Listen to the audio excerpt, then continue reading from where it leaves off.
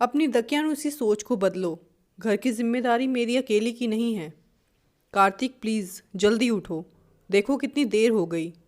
तुम ज़रा ये बेड ठीक कर दो, मैं इतने में पुष्पा को रसोई में बर्तन खाली करके दे दूँ। आरोही पति को उठाते हुए बोली। क्या आरोही, तुम भी थोड़ा सा सोने नहीं देती? कार्तिक झुंझला कर उठता हुआ बोला। कार्तिक, तुम्हें पता है ना, मुझे तुमसे पहले ऑफिस के लिए निकलना होता है। इस बीच खाना बनाने से लेकर पुष्पा से बर्तन सफाई भी करवानी होती है। आरोही बोली।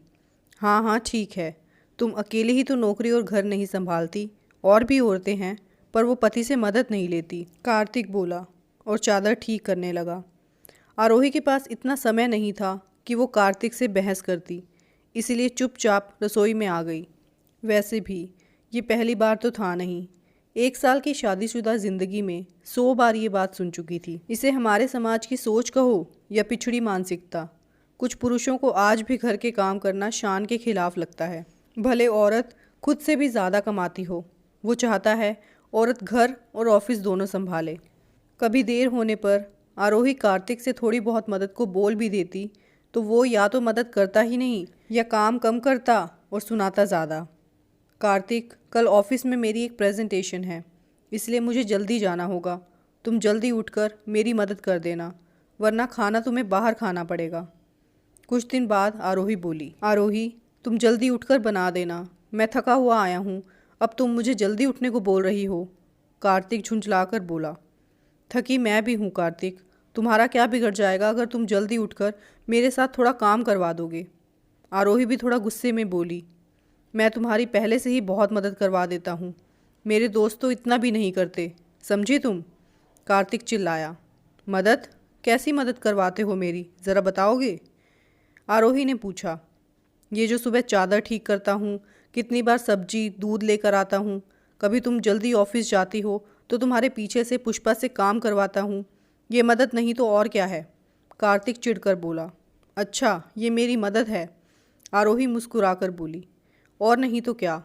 तुम्हें लगता है ये मदद नहीं है तो आइंदा मत कहना मुझसे ये सब करने को, समझी? कार्तिक पूरी तरह से चिढ़ चुका था। पतिदेव, ये बताइए, ये घर किसका है? कौन इसमें रहता है? कौन बेड पर सोता है? किसका खाना बनता है यहाँ? दूध कौन इस्तेमाल करता है? आरोही अभी भी मुस्कुरा रही थी। ये कैसा सवाल है? जाहिर सी बात है, ये घर दोनों का है, दोनों ही यहाँ रहते हैं, खाते हैं और सोते हैं। कार्तिक व्यंग्य भरी हंसी हंसते हुए बोला। जब घर दोनों का है, दोनों खाते पीते सोते हैं यहाँ, तो फिर यहाँ की जिम्मेदारी भी दोनों की हुई या नहीं हुई? आरोही बोली। तो मैं अपनी कौन सी जिम्मेदारी नहीं निभा रहा, बताओगी ज़रा? कार्तिक बोला। जिसे तुम मदद बोल रहे हो ना मेरी, ये भी तुम्हारी जिम्मेदारी है। घर दोनों का है तो इसके काम भी दोनों की जिम्मेदारी है। इसमें तुम कोई मेरी मदद नहीं करते तो ये मदद का जूठा राग गाना बंद करो। आरोही अब की बार गुस्से में बोली।